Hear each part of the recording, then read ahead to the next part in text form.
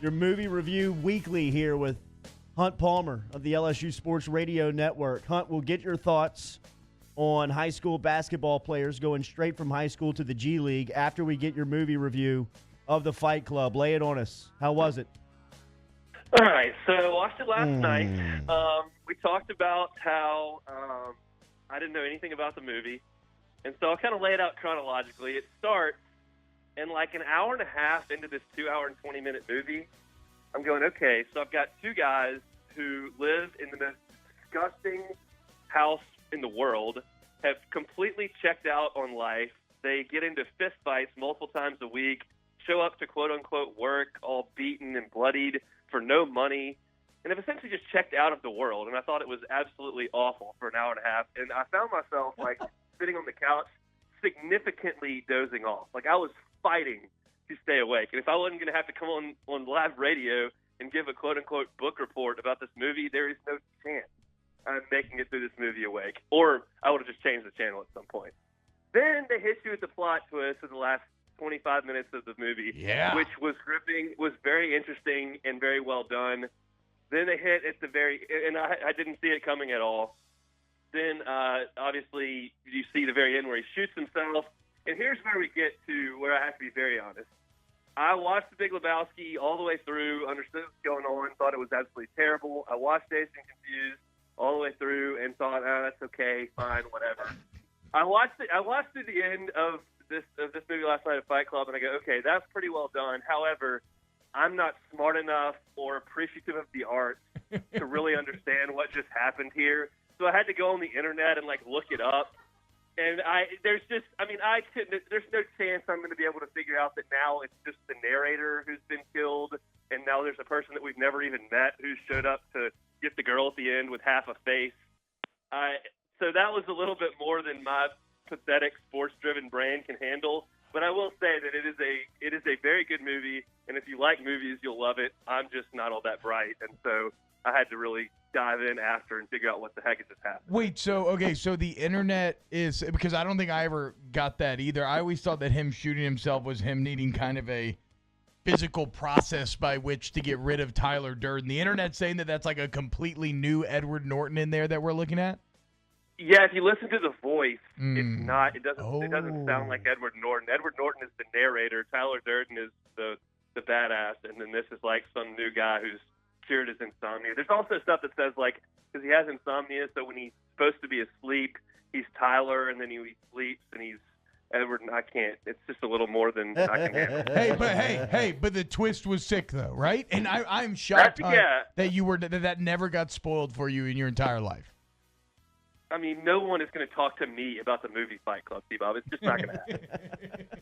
I will say this. I kind of agree. The guy that wrote Fight Club, at least the book, Chuck Palahniuk, I do kind of agree with Hunt. Sometimes he can be so cynical and so down on the real world that I don't always connect. But I love Fight Club, if only because of this Pixie song. Hunt, you ready for your next movie assignment? I'm ready for my next movie assignment. The Goonies. A classic 80s comedy. We're lightening it up. I've heard about that movie for a very long time. Once again, I think The Goonies is probably a family's name. Is that the one with the Truffle Shuffle? Is that him? Is that the Goonies? It's got the Truffle Shuffle. It's got one of the characters from The Outsiders. Matthew Dillon, is that his name? Matthew Dillon. Yep, it's Matt got Dillon. Sean Astin in there as Mikey, the main character. Data. I mean, the whole crew. Goonies is incredible. All right, I'm in.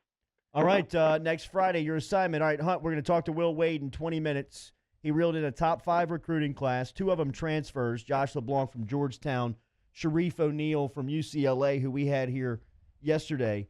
What do you make of this overall class? Yeah, obviously it's about as big a roster overhaul as you're going to see when the program's in the state that it's in. I mean, obviously when Johnny Jones goes 2-16 and Will Wade comes in, he's got to tear it down to the studs and bring in some new blood. But this program's humming as well as it has in a long time, and usually in the middle of that, unless you're at Kentucky, don't have to see 7 guys come in. But I think that he's done a really good job of that. A lot of role pieces. I feel like Imani Wilkinson right now is just a really good athlete who can fly around, defend, rebound. Same with Sharif. I think he's just a good athlete who can block some shots, help you on the glass. I think think LeBlanc is the same way there. Cam Thomas is obviously going to have to be a really good scorer for this team, and they're going to need some of the guys who are coming back to help score, because they're going to have some guys in this class that can defend, rebound, be athletic, long, disruptive. In terms of the scoring and the ball handling, I think that's going to have to be Javonte, Days, hopefully Watford if he decides to come back. But I think that there's some really good role pieces that they've added in this class to go along with Thomas. I think can be a star. Yeah, Jalen Cook will help him in the ball handling department too. I was going to ask you about Watford. You had a gut feeling on what happens with him next? I just feel like that's a guy who is not going to be a first-round pick, but he can be, and that just makes your life so much easier. You can do it the Naz Reid way and get your guaranteed money and get your contract by going in the second round or undrafted and then making a team through summer league and busting it. But it's just an easier process if you go through it as a first-round pick. And I think if Watford comes back, gets stronger, and then works on his defense a little bit, that's a 6'9" skilled player that somebody would want in the first round. So I hope he comes back selfishly because I want him to play for LSU, but it just seems to be smarter. It's a guy like Tremont Waters. He's never going to be 6'3". So you got to go try to make your way. And that's the only option he's got. I think Watford's got options. Jalen Green is the number one player in the class of 2020. He's out of Fresno, California. He decided to skip the college route, and he's going to go straight to the G League. We saw another prospect that was committed to Michigan do this. He was a 5-star as well. What do you make of this news? This kid stunks. He's sick. So this is when I get a little irritated with some of the high and mighty people who sit up there in their Twitter ivory towers and declare things that are so one-sided and I think just so wrong. And I stumbled across this guy named Kevin O'Connor tweeted it out yesterday, and his Twitter handle is Kevin O'Connor NBA. So obviously this guy's not all that invested in college basketball, but he tweeted out, by going to the G League, Jalen Green receives $500,000, a full college scholarship, skill and life training, and will face tougher competition than college offers with coaches focused on development. Sure seems like an easy choice for elite high school recruits instead of dealing with the NBA. And I would say, okay, if Jalen Green wants $500,000 to go play in the G League, that's great. I think that's a great thing for him to do.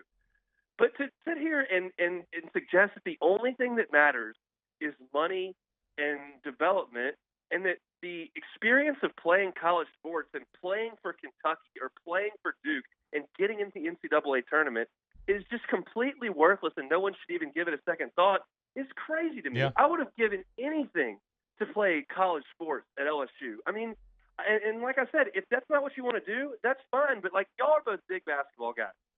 Name me 2 G League teams. Can't do it. The Vipers and the Rattlesnakes. I don't know why I went Snakes, but I don't know, dude. I just named creative team. So do you want to go do that, or do you want to go spend 1 year playing for Duke against North Carolina and against Florida State and get in the tournament and play Kansas? That's a great life experience that very few people get to do. And to suggest that it's just a total waste of time drives me crazy. And you get the big man on campus thing, right? You're not going to get that in the G League where you got other students all around that are going to be like, oh, my God, this guy's the man. No, Hunt, you raise.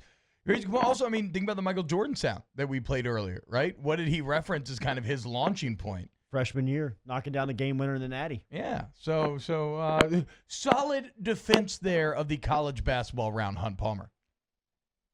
I think that's such a great experience for some people, and to sit there and boil it down to where everyone boils it down to 100%, it's dollars and cents. That's all that matters. Don't play in college. Only wait for the pros because that's where the money is.